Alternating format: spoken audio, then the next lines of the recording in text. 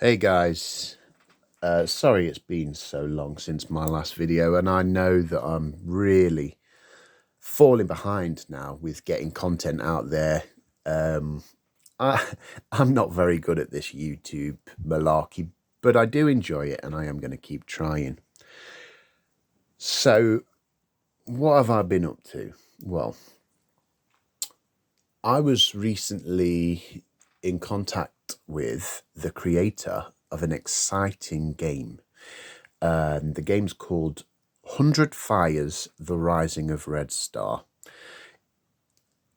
I'm going to give you my sort of feel of the game and what it is and what it's for from my point of view. It's kind of a pastiche, I would say, of the Metal Gear Solid series. The main character, Montenegro, his name is basically a pastiche of Snake, be it Big Boss or Solid Snake or Venom Snake. He's sort of a combined version of the Snake character. So I came across a post on Facebook a few days ago, and the creator of the game was looking for people who have YouTube channels to talk about it.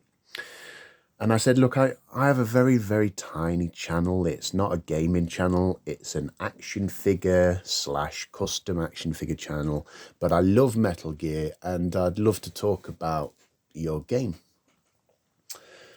And he said, yeah, go for it. So with his sort of blessing,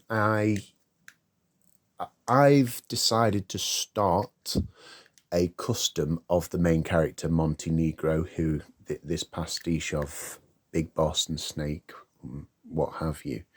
So I already had a kind of head in mind. Now this won't be accurate because I was going to use this as a clone figure for a character that I came up with, which would just be a regular Big Boss clone that wasn't Solid Snake, Liquid Snake, or Solidus Snake. It's another guy. But this head is, oh God, what's his name? The guy, the villain in Iron Man. He comes with. He's a Marvel Legends figure. He's in a suit, and he comes with the Ironmonger. It's the Ironmonger guy, Jeff Bridges plays him. So I used him and sculpted on an awesome action mullet, and gave him a little kiss curl there. So I'm gonna probably. I've cast a few of these heads. I'll probably use it, but with Montenegro, he has the mullet and he has the beard. He doesn't have the moustache, so I'll have to get rid of that. But that's what I'm going to do. Metal Gear wise, I just put these guys out here because these are two of the more recent works I've done. So this is the Figma Metal Gear Solid 2 Solid Snake, and I've used a McFarlane head, dremeled it out completely to fit on the Figma neck joint, and then sculpted on the sneaking suit from Metal Gear Solid, the first game or the third game. Let's not get into all that. It's from Metal Gear Solid, you know.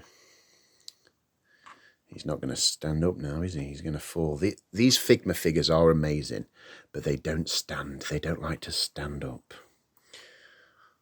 Are you going to be good? Yes. Now, the big boy is... I don't really venture into 1/6 figures unless they are Metal Gear Solid or something I absolutely must have. I've got a Mandalorian, I've got a Captain America, I've got a Deadpool, and I've got a few vintage Action Man figures. That's as far as my 1/6 interests go. This figure was, in a previous life, a Real Action Heroes Medicom Naked Snake. Now, if you know anything about that figure, you know that you only have to look in the direction of it before it breaks. They were so fragile. And after me and Debbie got married about 10 years ago, we moved house into this house that we're in now, and the Real Action Heroes Naked Snake didn't survive the move. It was, I mean, I was gutted. It was in pieces. So I took the suit and I put it on a Hot Toys True Type body. But the head, if you know anything about those figures, the heads are very like anime sort of style, and it wasn't really working for me. So this figure remained headless for years and years.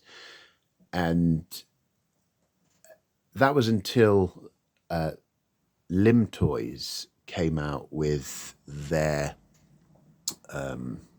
Ahab figures, and the motorcycle jacket version of the character, which was the classic Big Boss, came with this head. So I managed to snag another one on eBay. I haven't decided, by the way, what to do about this earpiece.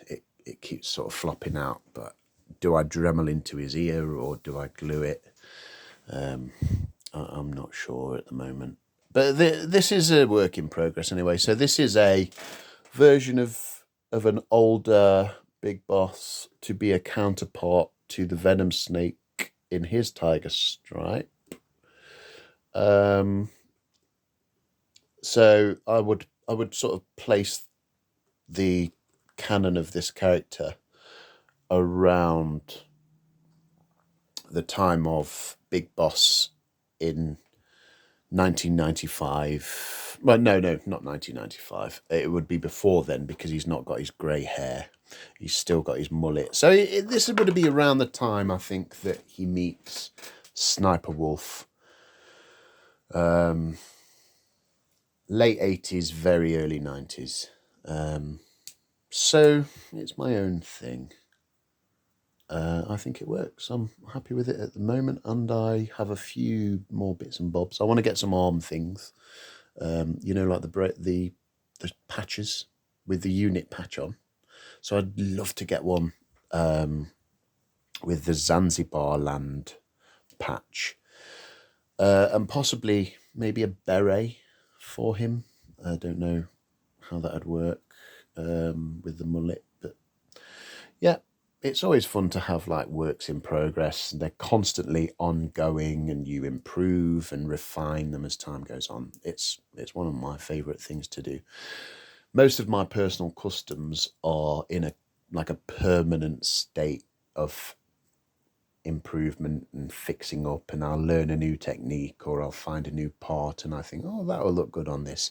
So don't be afraid to sort of take something and improve on it and build upon what you've already done.